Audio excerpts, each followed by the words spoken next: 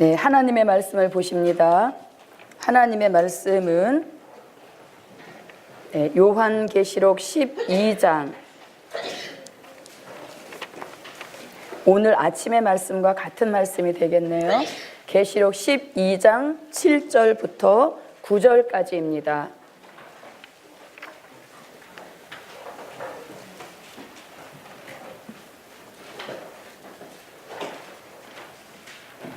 찾으신 줄 알고 제가 읽겠습니다. 하늘에 전쟁이 있으니 미가엘과 그의 사자들이 용으로 더불어 싸울세.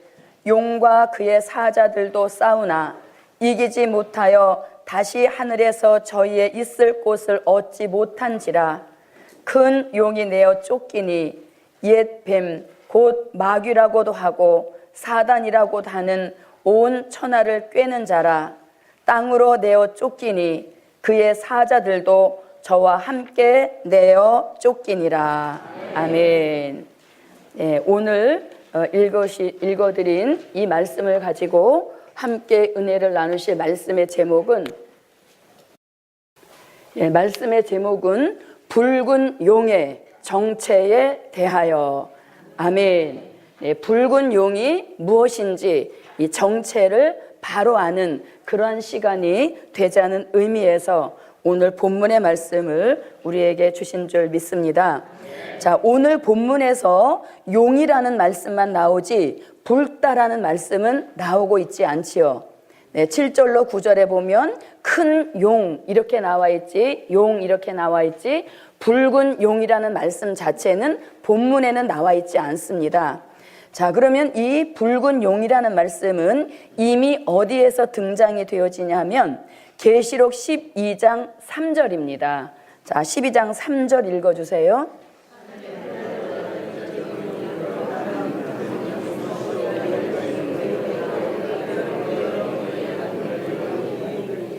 네, 3절에 보니까 한 큰 붉은 용이 있어 하면서 용의 색이 붉다라고 말씀하고 있죠. 그래서 오늘은 붉은 용이 무엇인가 이 정체에 대하여서 바로 깨닫는 그런 복된 시간이 되시기를 바랍니다. 자, 그러면 먼저 첫째, 붉은 용의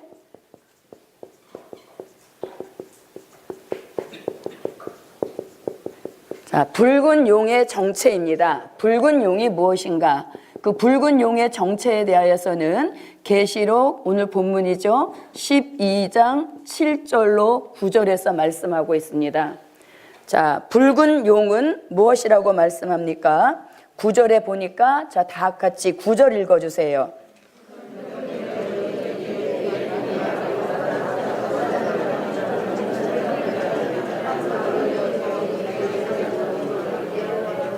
네, 자, 붉은 용의 정체는 첫째 뭐라고 합니까?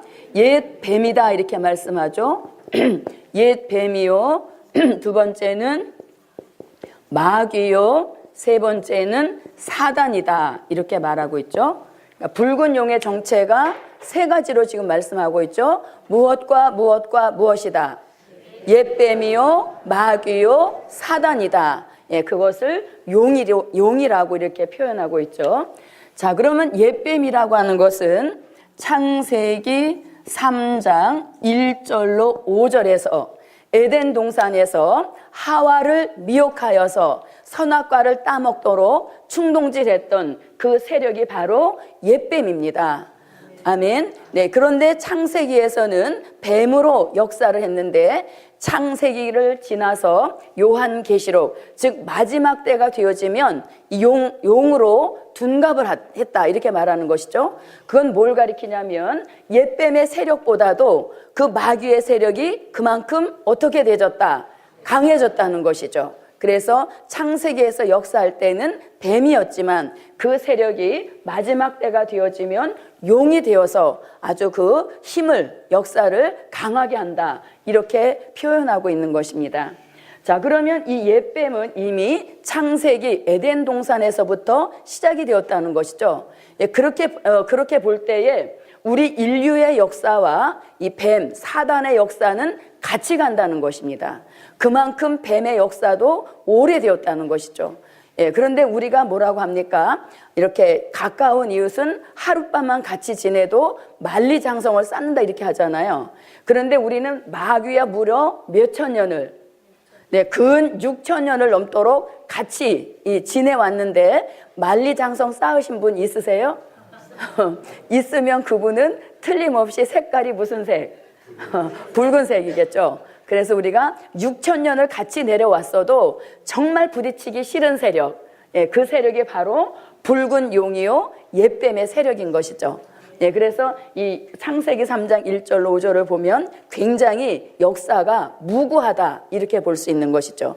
그런데 창세기 3장 1절로 5절에 보면 이 옛뱀이 한 일이 뭐냐면 하와를 어떻게 했어요? 꿰었다 이렇게 말하잖아요. 꿰었다 이렇게 말하죠. 미혹했다는 것입니다. 그래서 그 미혹을 받은 하와는 하나님의 말씀을 가감하고 불순종하여서 먹지 말라고 하신 선악과를 먹게 되었죠. 그 결과로 인하여서 옛뱀은 무엇을 받게 되나요? 저주를 받게 되었죠. 저주를 받게 되었습니다.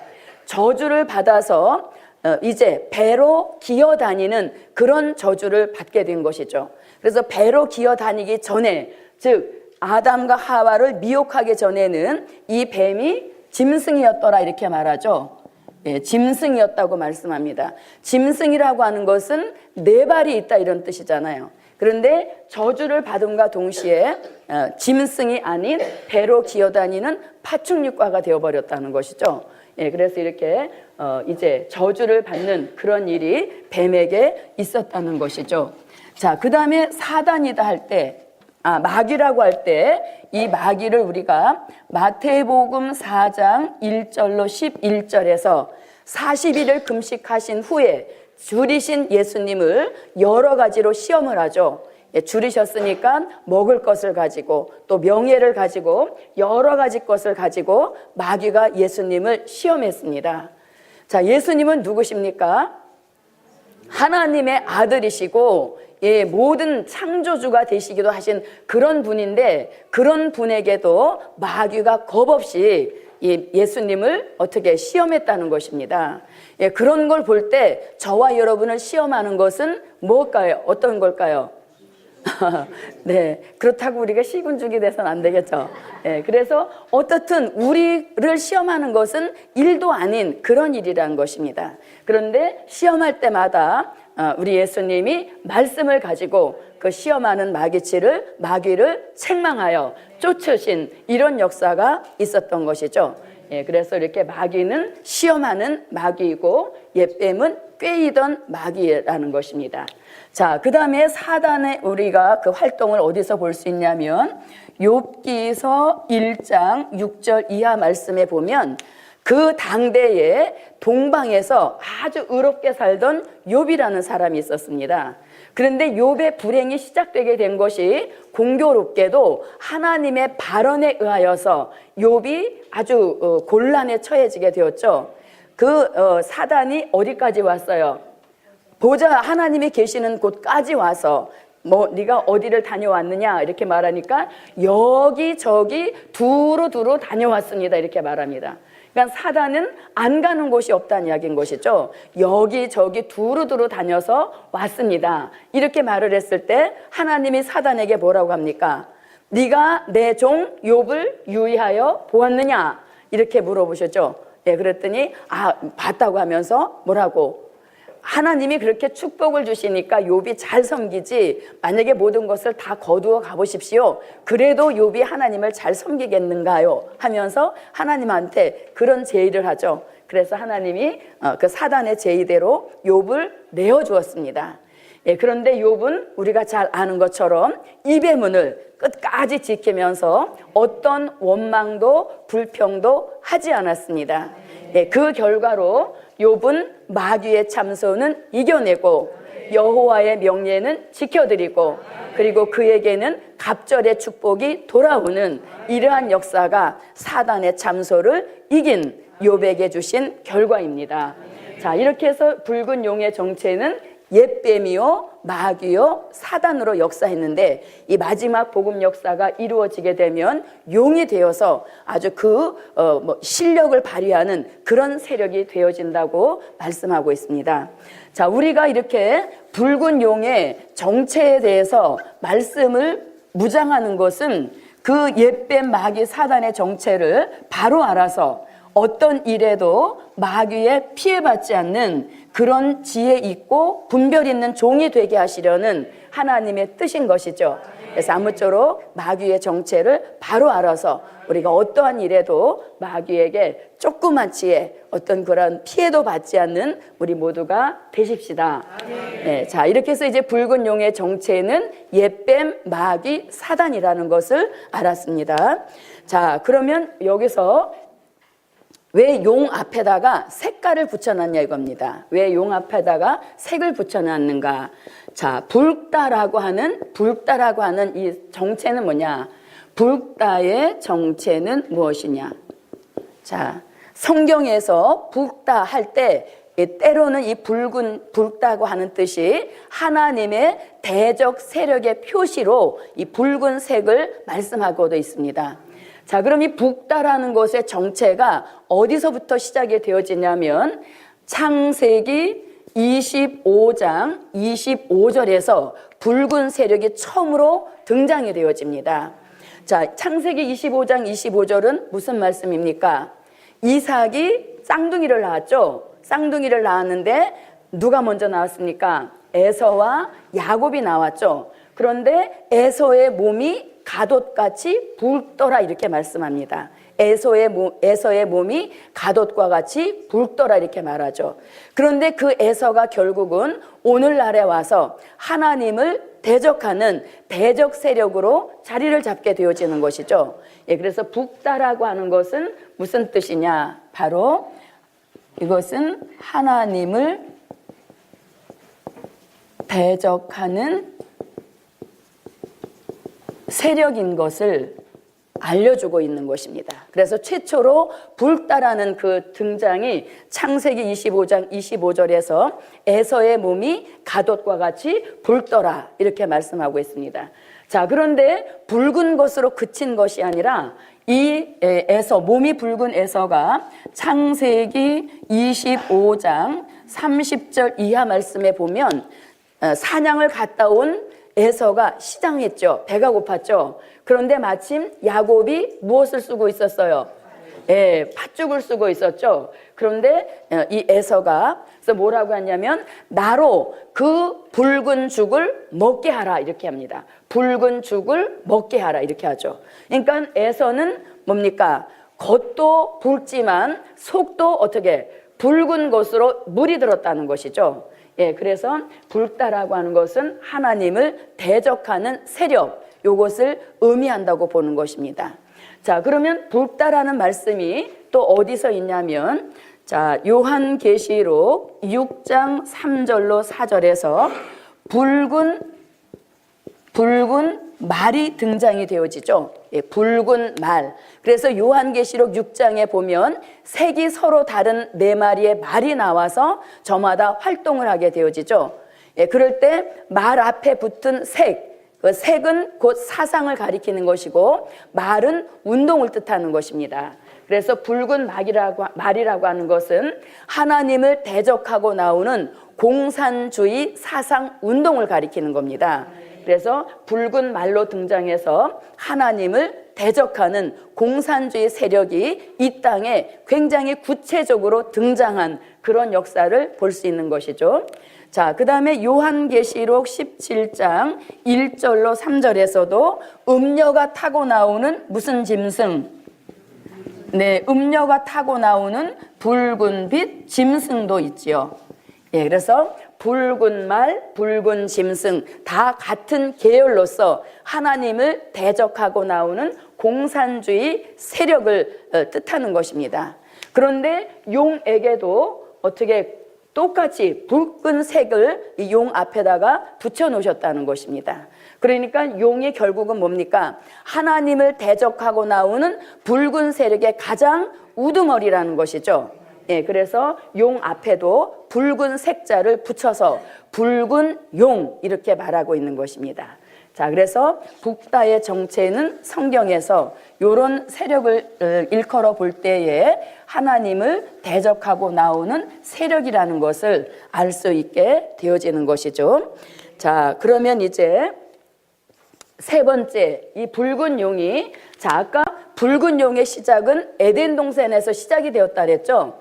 에덴 동산에서 시작이 되었는데 아담과 하와를 미혹함으로 저주를 받고 사람과 함께 이 옛뱀도 결국은 에덴 동산을 쫓겨나게 되어지죠. 에덴 동산을 쫓겨나게 되어집니다. 쫓겨난 후에 그 사단은 자기 활동 본거지를 어디로 옮기느냐 하면 세 번째, 공중 권세 잡은 세력이다. 예, 공중 권세 잡은 세력이다. 자, 이 말씀을 어디서 하고 있냐면 에베소서 2장 2절에서 공중 권세 잡은 세력이라는 것을 말씀하고 있습니다. 자, 우리 요거는 한번 좀 읽어볼 필요가 있는 것 같아요. 자, 에베소서 2장 2절입니다.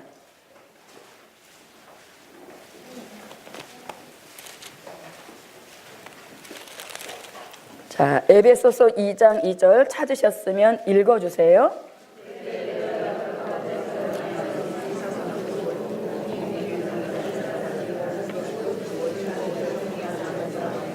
네, 자, 거기서 뭐라고 합니까? 공중의 권세 잡은 자 이렇게 말하죠.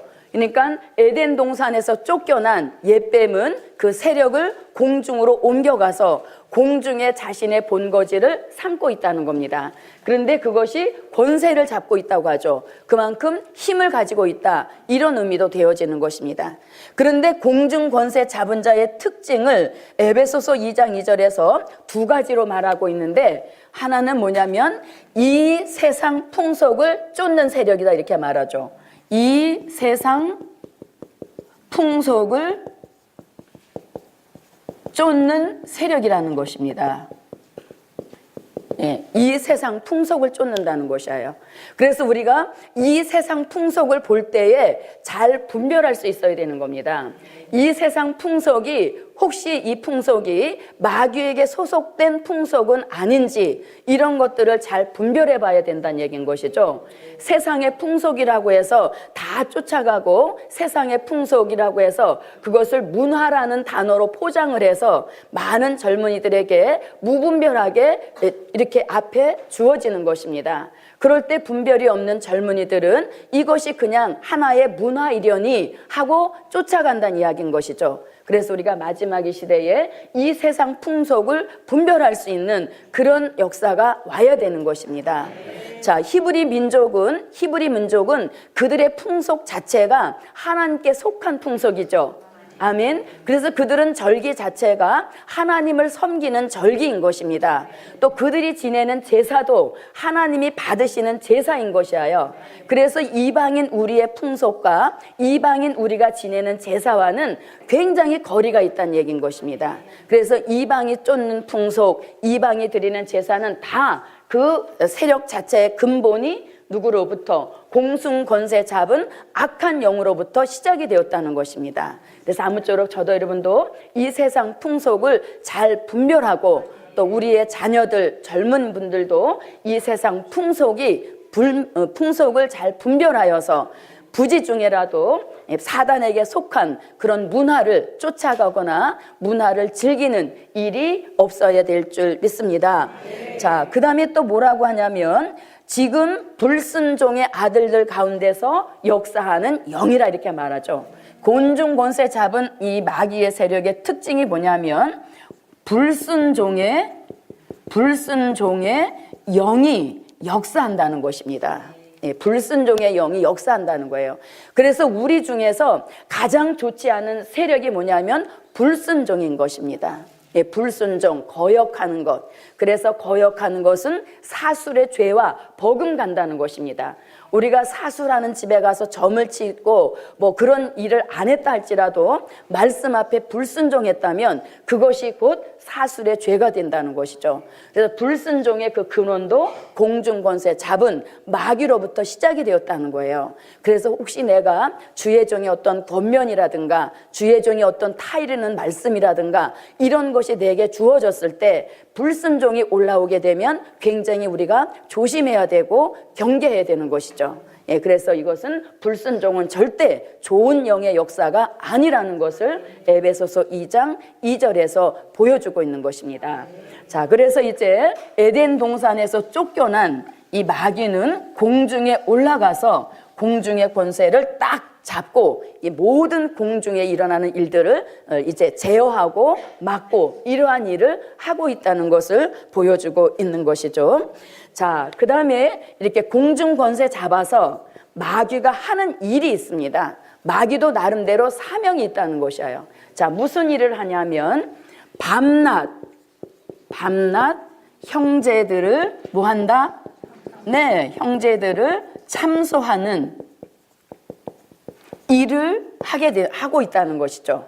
그 말씀이 요한계시록 12장 10절에서 말씀하고 있습니다. 자, 요한계시록 12장 10절을 한번 보겠습니다. 요한계시록 12장 10절입니다.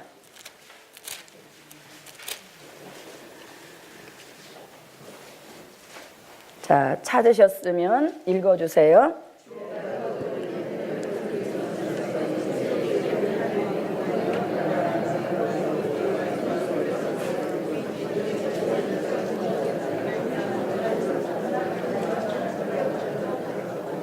네, 밤낮 참소하던 자가 쫓겨났고 하면서 마귀가 공중 권세 잡고 하는 일은 참소하는 일이라는 것입니다. 참소.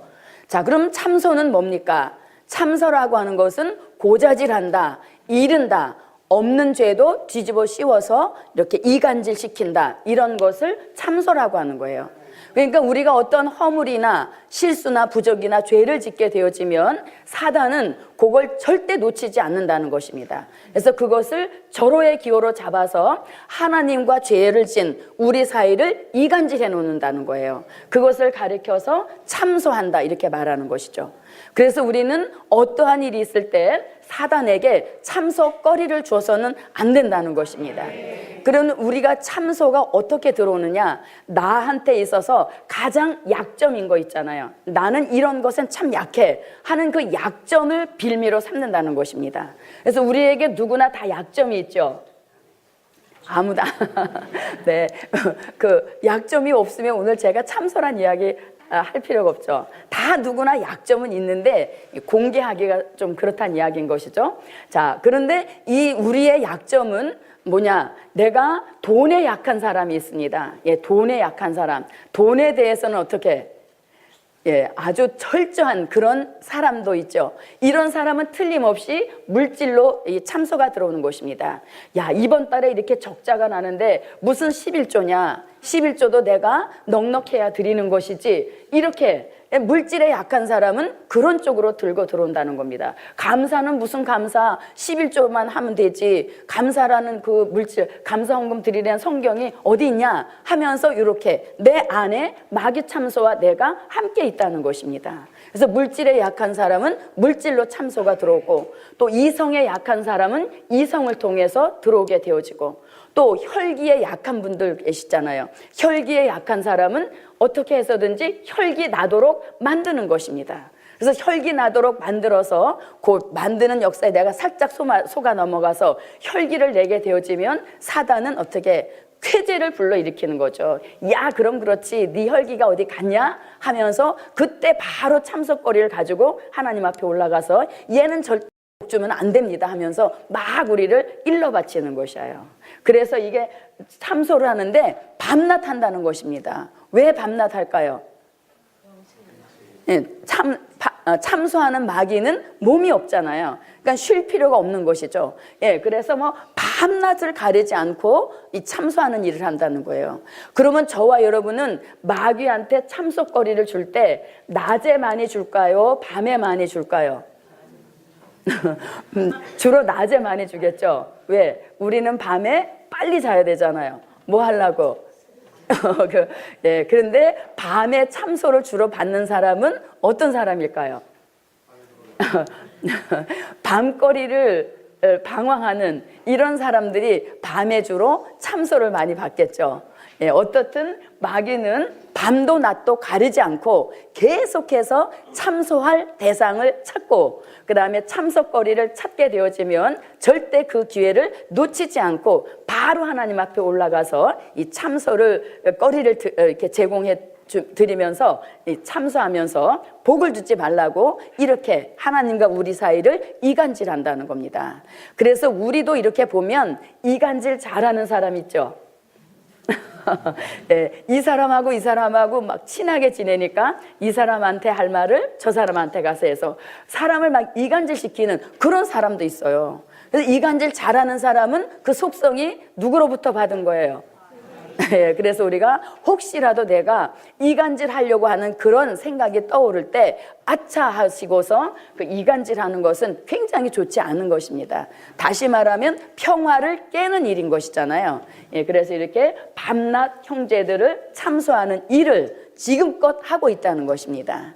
자, 그러면 참소를 받을 수 있는 가능성이 있잖아요. 그런데 하나님께서는 사단에게는 참소권을 주셨다면 우리 성도들에게는 무슨 권을 주셨어요? 호소권을 주셨잖아요. 아멘. 네, 그래서 우리도 무방비 상태로 참소받고 있게 하시지는 않는 것입니다. 그래서 우리한테 호소권이라는 것을 주셨어요. 자, 다 같이 마귀는 참소권, 성도는 호소권. 그래서 참소가 들어오는 걸 본인이 알잖아요. 참소가 들어오는 걸 본인이 안단 말이에요. 이 정도는 느껴야 그 사람의 영이 살아있다는 것입니다. 참소가 계속 들어와도 그걸 모르고 있다면 그 사람의 영은 이미 영적 감각이 무뎌져 있다는 얘기인 것이죠. 참소가 딱 들어오게 되어지면 빨리 무슨 권을 발동해야 돼요? 호소권을 발동해서 빨리 이 참소를 물리쳐 주시라고 그런 기도를 해야 되어지는 것이죠. 그래서 이렇게 우리에게도 하나님이 이 참소권에게 무참히 짓밟히도록 놔두지만은 않으셨다는 거예요. 그래서 호소권이 있다는 것을 오늘 아신 분들은 이제 참소가 들어올 때 그냥 무참히 짓밟히지 말고 호소권을 제대로 발동하여서 우리가 이 참소를 차단할 수 있는 그런 능력 있는 저와 여러분이 됩시다. 자, 이렇게 이제 우리에게 호소권을 주셨는데 그것도 부족하면 이 참소를 물리치는 비밀, 아멘, 그 비밀을 3가지로 공개해 주셨습니다. 아멘. 자, 그 비밀은 어디에서 나오냐면 본문입니다. 자, 계시록 12장 10절로 가보겠습니다. 자, 12장 10절. 자, 읽어주세요.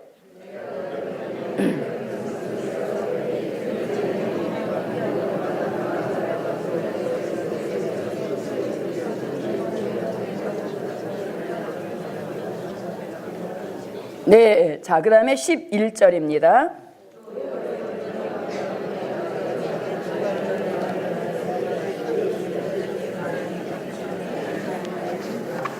네, 자, 지금 계시록 12장 11절에서 마귀 참소를 이기는 그 역사를 3가지로 말씀하고 있죠.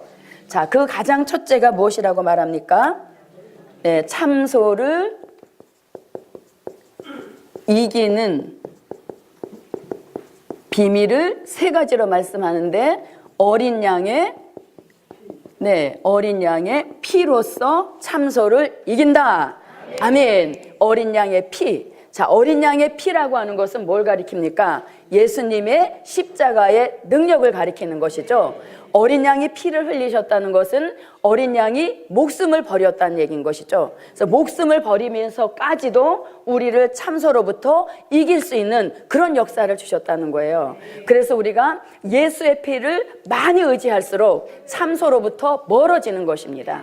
그래서 저는 이렇게 생활할 때 뭐 설거지를 할 때나 또 이게 다림줄, 청인신문 이렇게 돌릴 때 그냥 이렇게 먹먹하게 안 다녀요. 항상 예수의 피를 의지합니다. 예수의 피를 의지합니다. 이렇게 제가 입으로 시인하고 고백하면서 청인신문 다림줄을 돌리거든요.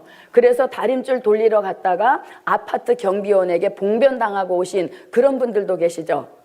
그럴 때는 뭐야? 예수의 피가 우리의 보호막이 되어주셔서 어떠한 참소도 받지 않는 그런 역사의 비밀을 알아야 된다는 것이죠. 그래서 예수의 피를 의지합니다. 또 우리 아이들의 방도 예수의 피로 발라주시고 저에게도 예수의 피를 발라주셔서 이 어떤 피해도 참소도 받지 않게 하소서 하는 그런 어린 양의 피. 그래서 우리가 어린 양의 피에 대한 찬양도 많이 했잖아요. 네, 그래서 어린 양의 피로써 마귀 참소를 이긴다. 자, 그 다음에 두 번째는 뭡니까? 증거하는 말로 마귀 참소를 이긴다 이렇게 하죠. 그럼 증거하는 말, 자, 증거하는 말. 자, 이 증거하는 말을 계시록 1장 2절에서 나는 사도 요한은 하나님의 말씀과 예수의 증거를 다 증거했노라 이렇게 말하죠. 네, 그래서 증거하는 뭐냐면 다 증거하는 말씀을 내가 가지고 있으면 그 말씀의 역사 속에 마귀 참소의 피해를 받지 않는다. 아멘. 그래서 다 증거하는 말씀. 우리는 된 일과 될 일의 말씀을 다 알고 있잖아요. 그래서 이렇게 다 알고 있는 이 사람은 마귀 참소를 이길 수 있다는 것이다. 자, 된 일만 가지고 있는 것과 될 일도 함께 가지고 있으면 된 일을 통하여서는 마귀의 시작과 마귀가 가는 경로는 알고 있지만 마귀의 결과, 마귀의 최종적인 그 역사는 알지 못하는 것이잖아요. 그래서 우리가 마귀가 시작하는 된 일의 말씀, 그리고 마귀가 어떤 종말을 맞이하는지 다 알려주는 될 일의 말씀을 통해서 다 가지고 있을 때 그 말씀을 통해서 참소를 이길 수 있다. 그러니까 우리는 참소를 이길 수 있는 방법을 이미 다 주신 것이에요. 근데 그걸 활용을 못 한다는 겁니다. 예, 왜? 너무 마귀 참소에 길이 들여져가지고 참소가 들어와도 그러려니 한단 말이죠. 근데 참소가 오래되게 되어지면 이게 그냥 물르켜져 버려서 그냥 그러려니 하고 일상생활화가 되어버린다는 얘기죠. 그렇게 되어지면 내 영이 절대적인 그런 깨끗한 그런 역사를 받지 못하는 것이에요. 영이 깨끗하지 못하면 말씀도 깨끗한 말씀이 나오지 못한다는 것이죠. 예, 그래서 이렇게 증거하는 말씀을 우리는 다 가지고 있기 때문에 무엇을 이길 수 있다? 네, 마귀의 참소를 이길 수 있다. 자, 그 다음에 목숨을 아끼지 아니하였다 이렇게 말하죠. 그것을 가리켜서 우리는 순교의 사상이다 이렇게 말합니다. 순교의 사상. 그래서 마지막 이 시대는 사상 싸움이죠. 아멘. 사상 싸움. 예, 흰 말은 기독교 복음주의 사상, 붉은 말은 사회주의 사상, 그 다음에 검은 말은 자본주의 사상, 그리고 청황색 말은 괴율주의 사상이잖아요. 그래서 마지막은 사상 싸움이기 때문에 우리가 이 순교적인 사상으로 철저히 무장이 돼 있을 때 마귀 참소를 이겨내는 것이죠. 자, 목숨 걸고 덤비는 사람에게는 누구도 감히 어떻게 대항을 못하는 것이죠. 복음을 위하여서 내가 죽을 수도 있다라고 하는 복음의 우선적인 삶, 그런 삶의 의식구조로 개조가 되어지면 우리가 마귀의 참소를 이길 수 있다는 것입니다. 예, 그래서 이렇게 마귀가 하는 일은 무엇이라고 밤낮 쉬지 않고 형제들을 참소했지만 그 참소를 이길 수 있도록 호소권도 주셨지요. 또 비밀 3가지도 공개해 주셨죠. 예, 그래서 우리는 마귀 참소를 마귀 참소를 이긴다. 아멘. 그래서 참소에 패해서는 안 되는 겁니다. 참소에 패하게 되어지면 정말 하나님이 굉장히 안타까워하시는 겁니다. 이길 수 있는 방법을 다 공개해 주셨는데 그걸 활용을 못한다는 것은 영적인 순발력이 없다는 이야기인 것이죠. 그런 참소가 딱 들어올 때 빨리 이런 말씀이 탁 떠올라와가지고 야, 이미 나는 호소권도 있고 어린 양의 피도 있고 다 증거하는 말도 있고 나는 순교적인 사상 사상, 백마의 사상도 무장돼 있다 하는 역사 속에 참소로부터 자유함을 얻게 되어지는 것이죠. 그래서 우리가 항상 자신의 영적 순발력을 위하여서도 기도해야 되는 것이죠. 예, 그래서 이렇게 참소를 이기는 비밀이 있으므로 우리는 참소를 이길 수 있다, 물리칠 수 있다, 차단할 수 있다. 예, 그런 역사가 제게도 여러분에게도 함께 하시기를 바랍니다. 자, 마귀가 우리를 참소한다고 하는데 굉장히 소름 끼치는 말씀이 있습니다. 그게 어디냐면 누가복음 22장 31절로 32절 말씀에 보면 예수님이 그렇게 말씀하시죠. 베드로한테 뭐라고 합니까? 사단이 밀 까부르듯 하려고 너를 청구했다 이렇게 말합니다. 예수님한테 사단을 청구했다는 거예요. 예수님, 저 베드로를 나한테 좀 주십시오. 왜? 까불고 노르려고 베드로를 청구했다는 것입니다. 그런 청구가 들어왔을 때 우리 주님이 기각을 시켜주지 않으면 우리는 그 순간부터 마귀의 노름거리가 되어지는 거죠. 마귀의 웃음거리가 되어진다는 것입니다. 그래서 주님이 뭐라고 하십니까? 내가 너를 위하여서 기도해 놓았노라. 얼마나 이것이 참 베드로에게 기가 막힌 말씀입니까? 그래서 우리도 주님이 나를 위하여서 기도하고 계신다고 하는 이런 확신을 가지고 있어야 되겠죠. 그래서 지금도 주님은 나를 위하여서 간구하고 계시는구나. 그런 말씀을 이렇게 생각나게 되어지면 코끝이 찡해지면서 아, 내가 이런 상태로 있어서는 안 되겠지. 주님이 나를 위하여 기도하고 계시는데 내가 이렇게 나태하게 있어서야 되겠는가? 내가 이렇게 힘을 잃어서야 되겠는가? 하면서 스스로를 자꾸 어떻게 부추기면서 스스로에게 힘을 불어넣는 이런 역사가 예수님이 나를 위하여 기도하고 계신다는 그 말씀 속에서 우리에게 넣어주시는 소망입니다. 네, 그래서 예수님이 내가 너를 위하여 기도해 놓았노라. 그러니까 우리는 다 주님이 우리를 위하여 기도하고 계시는 거죠. 베드로만 기도해 주신다는 것이 아니라 베드로를 본으로 삼아서 모든 사람들에게 다 주님이 내가 너를 위하여 기도하노라. 아멘. 어떤 삶을 살다가 어려운 일이 당해서 내 힘으로 해결하지 못할 그런 일을 만날 때 아, 지금도 주님이 나를 위하여 기도하고 계시니 이 일도 주님의 기도 역사 속에 해결해 주시리라 하는 그런 확신을 가지고 난제도 문제도 이겨내자. 아멘. 자, 이렇게 이제 마귀가 하는 일은 무엇이다? 참소했다. 자, 그 다음에 몇 번째인가요? 5번째죠. 자, 그런데 이렇게 마귀가 공중의 권세를 오래 잡고 있는 것이 아닙니다. 자, 5번째. 자, 하늘의 전쟁에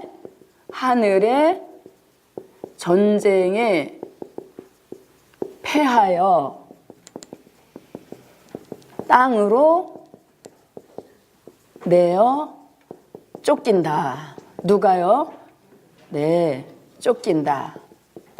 자, 이 말씀이 계시록 12장 7절로 9절에서 땅으로 내어 쫓기는 이런 일을 당하게 되어지는 것입니다. 하늘의 전쟁에 패하여 땅으로 내어 쫓긴다. 자, 그럼 이 하늘의 전쟁은 서로 상대가 있어야 되죠. 자, 하늘의 전쟁의 상대는 누구와 누구냐면 하나님 편이 있고 그 다음에 마귀 편이 있죠. 자, 하나님 편에서는 누구? 네, 미가엘 천사장과 그 다음에 그의 사자들이 한 편이 되어지고, 네, 마귀 편에서는 용과 그의 사자들이 한 편이 되어서 붙는 그 전쟁을 이름하여서 무슨 전쟁? 하늘의 전쟁이라고 하는 겁니다. 자, 이 하늘의 전쟁은 영체끼리 붙는 전쟁이라 영적 전쟁으로 분류하죠. 그래서 이 전쟁은 보이지도 않고 잡히지도 않지만 영이 예민한 사람은 뭔가 영적으로 이 혼란한 그런 세계라는 것을 느낄 수 있다는 얘기인 것이죠. 자, 그러면 하늘의 전쟁을 하는 이유가 있습니다. 하늘의 전쟁을 무엇 때문에 하게 되어지는가? 바로 이제 앞으로 있게 될 공중 재림을 위하여서, 예, 공중, 앞으로 공중에 있을 재림을 위하여서 공중의 권세 잡은 악한 영을 내어 쫓는 그 전쟁이 하늘의 전쟁인 겁니다. 그래서 공중의 권세를 잡고 영원히 지속될 줄 알았지만 그것은 용의 착각인 것이고, 하나님의 계획은 하늘의 전쟁을 일으키셔서 용으로 하여금 패하게 만드는 거예요. 그러니까 하나님은 용에게도 참소 빌미를 주시지 않는 거예요. 다시 말하면 이 공중 권세 잡은 악한 영도 결국은 하나님의 수하 속에 있는 존재잖아요.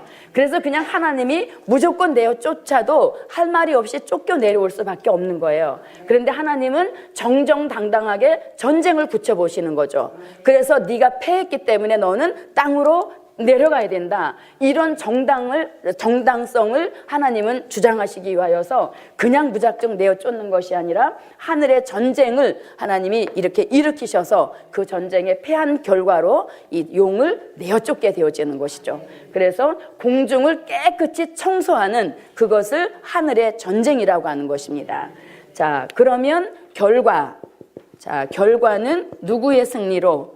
미가엘과 그의 사자들의 승리이고, 그 다음에 마귀는 뭐라고? 용은 땅으로 내어 쫓기게 되어진다는 거죠. 땅으로 내어 쫓긴다. 자, 땅으로 내어 쫓김으로 인하여서 이 땅은 마귀의 본거지가 공중에서 땅으로 옮겨지게 되어지는 거예요. 마귀 본부 자체가 땅으로 내려왔다는 거죠. 그래서 그런 세상을 가리켜서 계시록 18장 1절로 3절에서 이 세상 나라가 귀신의 처소가 되었다는 거예요. 귀신이 총집합한 그런 곳이 되었다는 겁니다. 그러니까 우리가 살고 있는 이 시대에 문화가 막 절정에 이르고 뭐 어떤 유토피아적인 그런 도시들이 막 건설된다고 해서 우리가 최고로 살기 좋은 그런 것 같은 착각을 일으키지만, 사실 영적으로 들어가게 되어지면 이 세상 나라는 귀신의 처소, 귀신의 본부가 공중에서 땅으로 내려옴으로 인하여서 이 세상은 더 어려운 그런 환경 속으로 빠지게 된다는 것이죠. 예, 그래서 하늘의 전쟁에 패하여서 이제 더 이상 하늘에 있을 곳을 얻지 못하여, 이렇게 말하고 있죠. 한번 쫓겨 내려온 마귀는 다시 올라가지 못한다는 것입니다. 그래서 주의 재림이 있을 때까지 공중이 깨끗이 청소가 됨으로 인하여서 공중 재림의 잔치에는 절대로 어떤 피해도 받지 않게 하신다. 아멘. 자, 그 다음에 6번째입니다. 자, 이제 땅으로 쫓겨 내려온 용이 분이 나서 내려와서 분풀이 할 대상을 찾아다닌다 그랬잖아요. 그래서 찾아다니다가 분풀이 대상을 만나게 되어지면 그 분풀이 대상은 분풀이의 희생이 되어지는 것입니다. 그래서 우리가 자신의 영적 관리를 바로 하고 수시로 기도하고 말씀을 읽고 하여서 마귀의 분풀이 대상이 절대로 되어서는 안 되겠죠. 자, 옆에 분과 마귀 분풀이 대상이 되지 맙시다. 아멘. 서로 안 하신 분들은 분풀이 대상이 되실 수도 있으므로 한 번 더 하시기. 네, 분풀이 대상이 되어서는 안 되는 겁니다. 그래서 우리가 용의 정체에 대하여서 바로 알아야 된다는 거죠. 그런 분풀이를 하려고 찾는다는 것도 용의 정체를 통하여서 알려주고 있는 말씀인 것이죠. 자, 그 다음에 이렇게 땅으로 쫓겨 내려온 용이 또 하는 일이 뭐냐면, 계시록 13장 2절에 보니까 용이 자기가 가지고 있는 큰 능력과 권세를 누구에게 주었더라? 짐승에게 자기가 가지고 있는 모든 능력과 권세를 짐승에게 실어주어서 이 짐승으로 하여금 계시록 13장과 같은 수정통치 시대를 이루게 한다는 것이죠. 예, 그래서 이렇게 수정통치 시대를 이루는 가장 그 세력이 바로 용이라는 것을 13장 2절을 통해서 알 수 있게 되어집니다. 자, 그 다음에 이제 6번째 마지막으로 아마겟돈 전쟁에서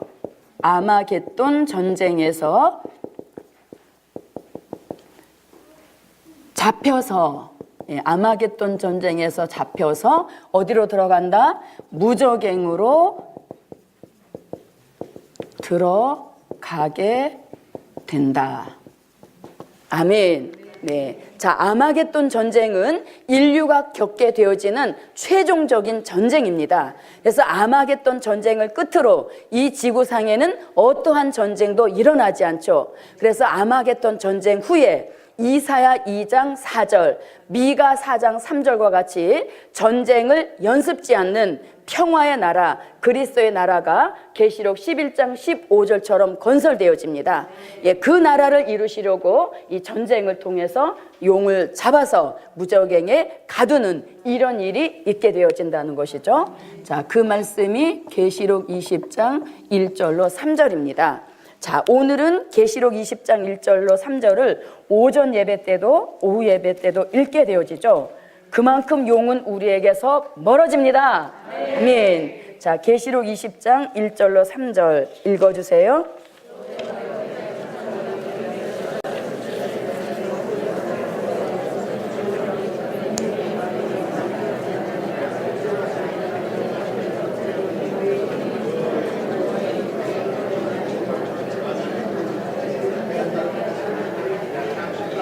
네, 자, 용을 잡는데 천사가 동원되어지죠. 네, 천사가 용을 잡을 만한 큰 역사를 가지고 내려오는데 그게 뭐냐면 무저갱 열쇠와 그 다음에 큰 쇠사슬을 가지고 온다는 것이죠. 예, 그래서 용을 잡아서 그 쇠사슬을 가지고 결박을 하여서 묶는다는 얘기죠. 그래서 열려있던 무저갱에다가 던져 버리고 그 다음에 무저갱의 뚜껑을 덮게 되어지는 것이죠. 뚜껑을 덮기 전에 잠깐 하고 용한테 해줄 말이 있다 그랬잖아요. 네, 다 같이 시작. 네, 용을 한껏 약 올려줘야 되죠. 용한테 우리가 얼마나 뒤통수를 맞고 예, 많은 눈물을 흘렸습니까? 예, 그래서 우리가 용을 그 무저갱에 던져 잠그고 그 소리를 정말 크게, 그래서 우리가 어렸을 때 연습을 많이 한 것도 다 뜻이 있는 것이죠. 예, 그래서 이렇게 큰 쇠서를 가지고 결박하여서 용을 무저갱에 던지고 뚜껑을 잡고 또 잠그고 그것도 부족하여서 임봉을 하여서 몇 년 동안 1000년 동안 이 무저갱에 갇혀 지내게 되어지죠. 예, 용이 1000년 동안 갇혀 있는 동안 이 세상 나라는 용이 없는 그리스도의 나라를 이루게 되어지는 것이죠. 그런데 요 1000년 동안 있다가 3절에서 뭐라고 합니까? 1000년이 차게 되면 잠시 동안 놓인다 그랬죠. 놓여 나와서 그 다음에 1000년 왕국에서 태어난 곡과 마곡을 미혹하여서 미혹받은 자녀 곡과 마곡을 데리고 그때 어디로 들어갑니까? 어디로 들어가요? 불못으로 들어가게 되어지죠. 자, 그래서 이제 잠시 놓여서 나와서 자녀를 미혹하여 곡과 그 다음에 마곡과 함께 불못으로 들어가게 된다. 네. 자, 이 말씀이 어디 있습니까? 계시록 20장 10절에 있죠. 자, 계시록 20장 10절입니다.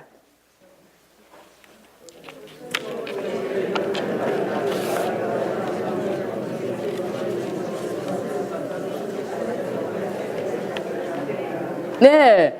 자, 뭐라고 합니까? 불과 유황못에 던지우니 이렇게 말했죠.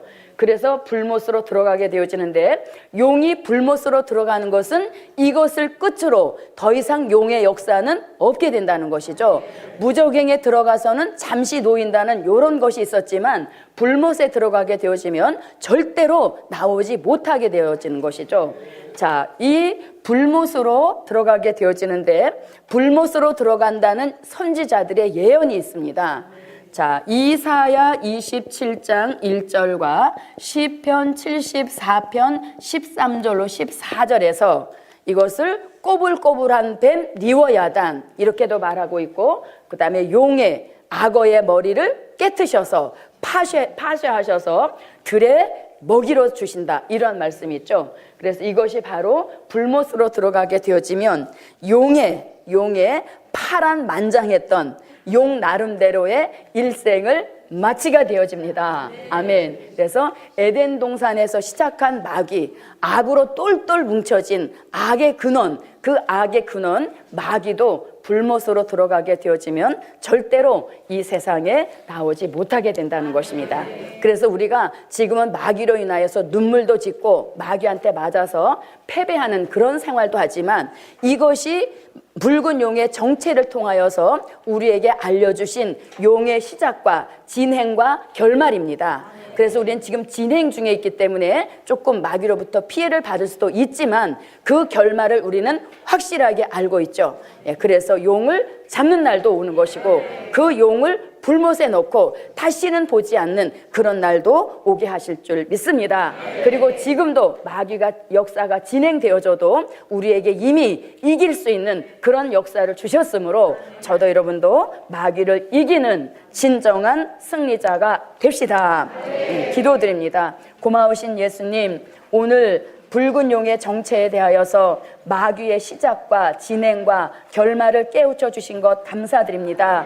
마귀가 역사할 때는 우리가 겁도 나고 두렵지만 이제 그 결말을 다 알고 있사오니 더 이상 두려워하지 않게 하시고 우리에게 주신 다양한 역사를 동원하여서 마귀 참소를 미리 차단하게 하시고 마귀 역사를 이겨낼 수 있는 크신 은총을 꼭 베풀어 주시옵소서.